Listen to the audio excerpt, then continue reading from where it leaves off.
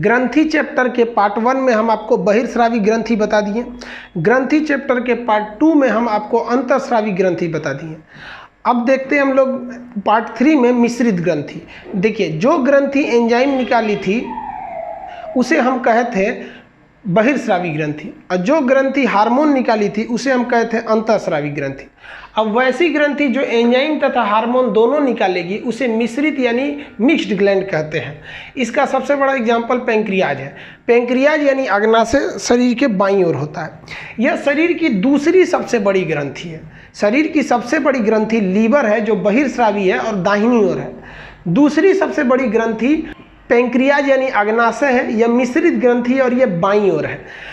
देखिए, अग्नाशय की जो कोशिकाएं हैं वो एक गुच्छा के समान रहती हैं। इन गुच्छों की खोज सबसे पहले लैंगरहैंस नामक वैज्ञानिक ने किया था।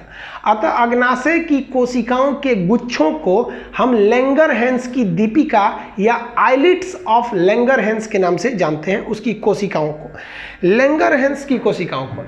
अब आपको पता है कि अग्नाशय एक मिश्रित ग्रंथि है, इससे एंजाइम भी निकलेगा तो हार्मोन भी निकलेगा। तो पहले हम समझ लेते हैं एंजाइम के बारे में। अग्नाशय से निकलने वाले एंजाइम की हम पूरी चर्चा आपको पाचन तंत्र नाम के चैप्टर में कर दिए हैं। इसका ट्रिक बताए थे LAT, लेट।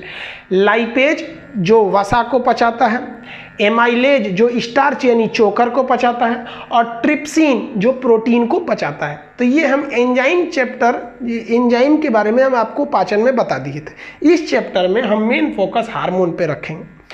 तो अग्नाशय यानी पैंक्रियाज से जो हार्मोन निकलते हैं वो 3 प्रकार के निकलते हैं और तीनों अलग अलग कोशिकाओं से निकलते हैं। तो पहली कोशिका अल्फा, दूसरी बीटा, तीसरी गामा। अल्फा कोशिका से निकलता है ग्लूकेगान। यह ग्लूकेगान ग्लूकोज की लेवल को बढ़ा देता है। अल्फा कोशिका से निकलने वाला ग्लूकेगान ग्लूकोज की लेवल को बढ़ाता है।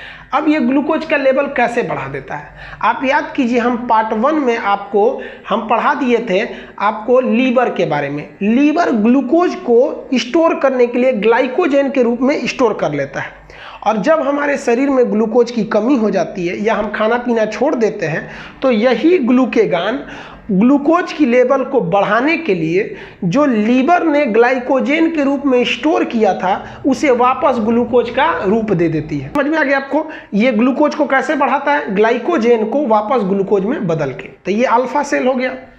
बीटा सेल यानी बीटा कोशिका से क्या निकलता है? इंसुलिन। बीटा कोशिका से जो इंसुलिन निकलता है ये ग्लूकोज की मात्रा को घटा देता है। ये सबसे जरूरी है। इंसुलिन क्या करता है? शरीर में ग्लूकोज की मात्रा को कम करता है, आवश्यकता से ज़्यादा होने नहीं देता है। और अगर ये इंसुलिन की मात्रा कम हो गई तो बीमारी होने लगती है, जिसे हम शुगर कहते हैं। अब समझिए एग्जाम में क्वेश्चन कैसे पूछता है। इंसुलिन कहाँ से निकलता है? तो बीटा सेल से निकलता है। याद रखिएगा, कहाँ से निकलता है? बीटा सेल से। इंसुलिन क्या है? तो हार्मोन है, और सभी के सभी हार्मोन तो प्रोटीन होते हैं। तो बीपीएससी में क्वेश्चन पूछा था कि इंसुलिन क्या है, ऑप्शन में ही हार्मोन नहीं था, तो अब क्या लगाइएगा? प्रोटीन। सभी प्रोटीन हार्मोन है और इंसुलिन भी एक प्रकार का हार्मोन है। इंसुलिन में एक बार क्वेश्चन पूछा था रेलवे में कि कौन सा तत्व पाया जाता है, तो उसमें जिंक यानी जस्ता पाया जाता है। याद रखिएगा, इंसुलिन में क्या पाया जाता है? जस्ता। इंसुलिन एक प्रकार का प्रोटीन है, और साथ साथ ये भी याद रखिएगा कि इंसुलिन जल में घुलनशील होता है। इसको अच्छे से याद रखिएगा, इंसुलिन जल में घुलनशील होता है। ये कई बार क्वेश्चन पूछ चुका है। अब देखिए, इंसुलिन की कमी से आपको डायबिटीज यानी शुगर कहिए या चिनिया बीमारी कहिए, डायबिटीज नाम की बीमारी हो जाती है। ये डायबिटीज यानी शुगर बीमारी ये बहुत खराब एक तरह का बीमारी है। ये जिसको एक बार हो गया वो ठीक नहीं होता है, बस कंट्रोल हो सकता है। अगर आपको शुगर ज़्यादा है तो डॉक्टर अगर गलती से आपका ऑपरेशन कर दिया तो जल्दी सही नहीं होगा, पूरा घाव बन जाएगा, चोट लग जाएगा तो उसको सड़ने का खतरा ज़्यादा रह जाता है। तो इंसुलिन को बढ़ाइए और शुगर को कंट्रोल करिए। अब शुगर को कंट्रोल कैसे करिएगा? तो 2 रास्ते याद रखिएगा। आप में जिसके भी घर में बाबा दादा मम्मी पापा को, अगर घर में किसी को भी अगर शुगर है तो 2 चीज़ का ध्यान दीजिएगा। एक कड़ी आता है, नीम के पत्ता की तरह उसकी पत्तियां होती हैं, उसे कड़ी का पत्ता कहते हैं। जिन लोगों को शुगर है उन्हें 365 दिन कड़ी का पत्ता खाना चाहिए। उसे सब्जी में डाल के खाइए, चाय जो बनवाते हैं बिना चीनी का उसमें डाल के खाइए। तो कड़ी के पत्ता का सेवन हमेशा करना चाहिए, उसमें जिंक होता है। दूसरा, जो जामुन होता है ना, वो शुगर के मरीज के लिए रामबाण होता है।